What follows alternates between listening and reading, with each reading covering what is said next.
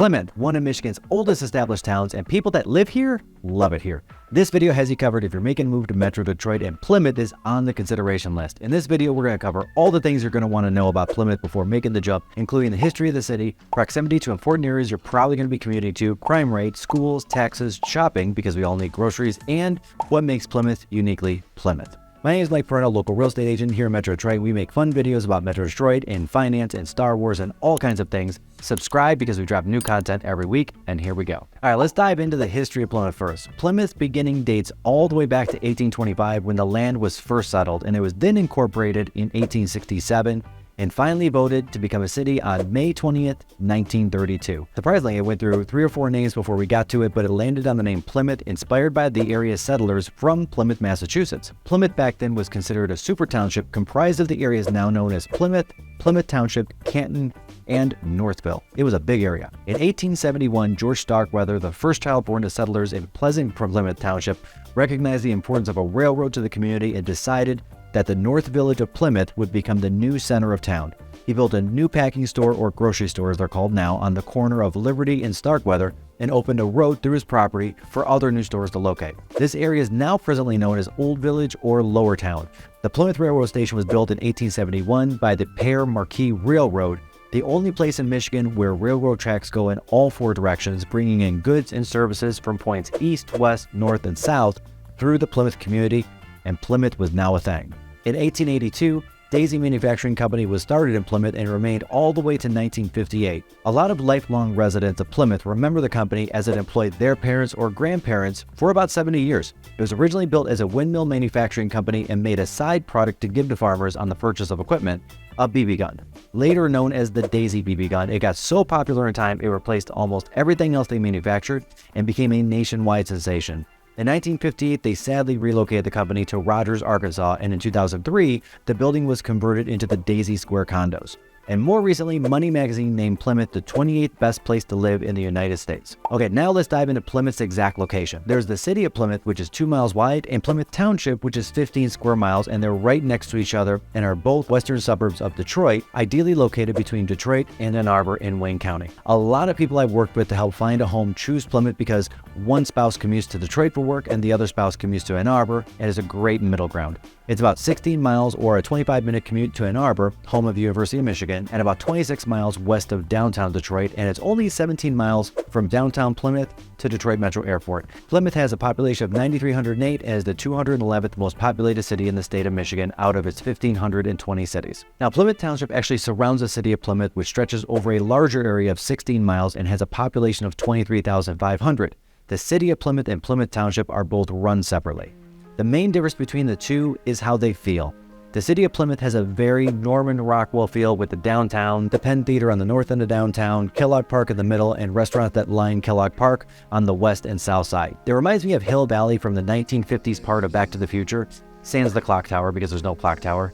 The township of Plymouth, if I was going to compare, is much more of a suburban feel. So if you watch the chase scene in John Hughes' Ferris Bueller's Day Off, it could easily have been shot there in Plymouth Township. It's cookie cutter, but not as cookie cutter as the neighborhood in Edward Scissorhands. Like, that was super cookie cutter. And there's also no pastels. And a small claim to fame for Plymouth, one of the screams was partially shot in Plymouth, where the Box Bar used to be on the south side of Kellogg Park. Moving on to the crime rate. It's one of the things I look for when I'm looking for a home for myself and my family. According to Neighborhood Scout's collection of FBI data, Plymouth ranks in at 74 out of 100, 100 being the safest, making it safer than 74% of all U.S. cities. Crime rates fall below the national average on all fronts in all populations in the area. More specifically, the west side of Plymouth, known as Plymouth West, is the safest area of Plymouth, although again, crime is extremely low throughout.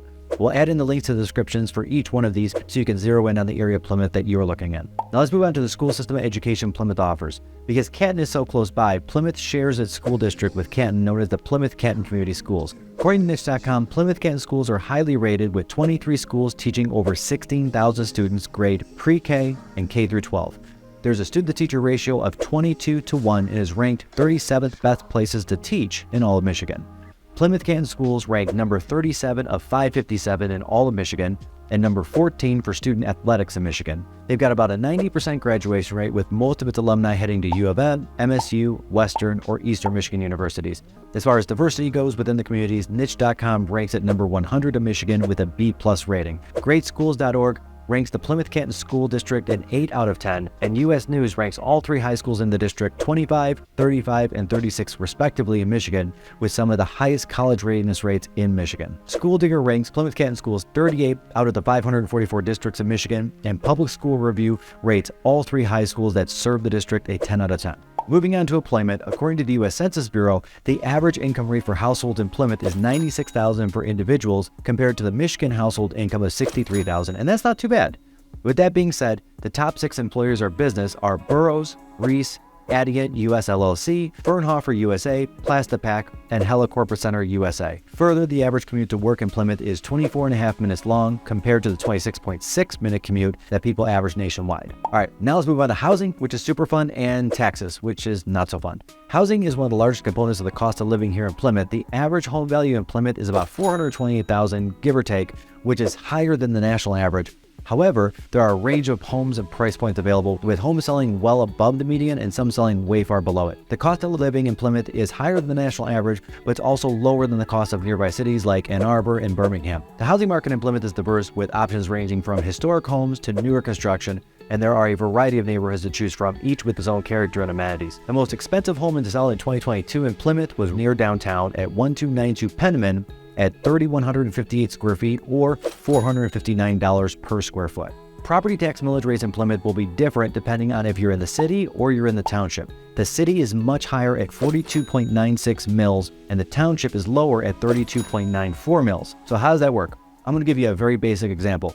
If you buy a home in Plymouth for $500,000, the taxes are going to be based off the state equalized value, which is usually 40 to 44% of a home's real value.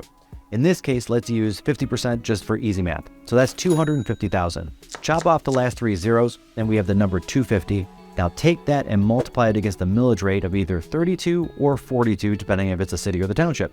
So that home at $500,000 sales price in the city of Plymouth will have to pay around $10,740. However, when you go across Sheldon Road back into the township, that same home will have taxes of $8,235. Same home, but a $2,500 tax difference, or $200 a month. When you're looking at Plymouth, it's important to consider how close to downtown you need to live versus want to live. Will you walk to downtown often? If I live there, I would take full advantage of it, but if it's not likely you're going to take full advantage of walking to downtown, save the tax dollars and live just a little further out. Shopping in Plymouth, and we're going to start with the basics here, groceries, because everyone needs them and everyone always asks me where the local grocery centers are. So let's get a map on the screen. There's a Kroger here, or as locals say it, K. Roger. There's a Meijer here, which is far superior to Walmart, and an Aldi over here. All right, that covers the basics, but it ain't everything. Downtown Plymouth has a super fun shopping district with local-owned shops, including Bohemian House, which is a really cool store with a ton of home decor, candles, fun clothing, and more, and is ever-changing. Every time I'm here, I find something new. Finders Keepers Vintage Consignment is a store with vintage stuff from the 1950s to the 1990s, including hats, jewelry, cameras, sunglasses, books, clothing, records, and albums. And then there's Three Dog Bakery, which is an actual bakery for dogs, with all-natural, wheat-free, gluten-free treats. There's so much to discover in downtown Plymouth, and most of the shops you'll find the owners there or family members actually manning the store. Last but definitely not least, let's talk about what people really love about living at Plymouth, and it comes to 3 things: the downtown, the fairs, and the food. Now, I love the setup of Plymouth's downtown. Most downtowns, you're either coming or you're going. There's one road that goes right through the middle with no real focus or focal point. Plymouth's downtown with Kellogg Park right in the middle feels more like a central point, like there's a destination. And that central destination, they have a lot of fairs and a lot of festivals. There are over 130 events annually in downtown Plymouth, including the Plymouth Ice Festival, where professional ice carvers come from multiple states and carve ice right on the spot. Spring Fever in the park in April, getting us out of the house. The Farmers Market, Wednesday night workouts, where they literally do yoga and Pilates and various exercises in Kellogg Park. The Music in the Park concert series every Wednesday at noon in June and July.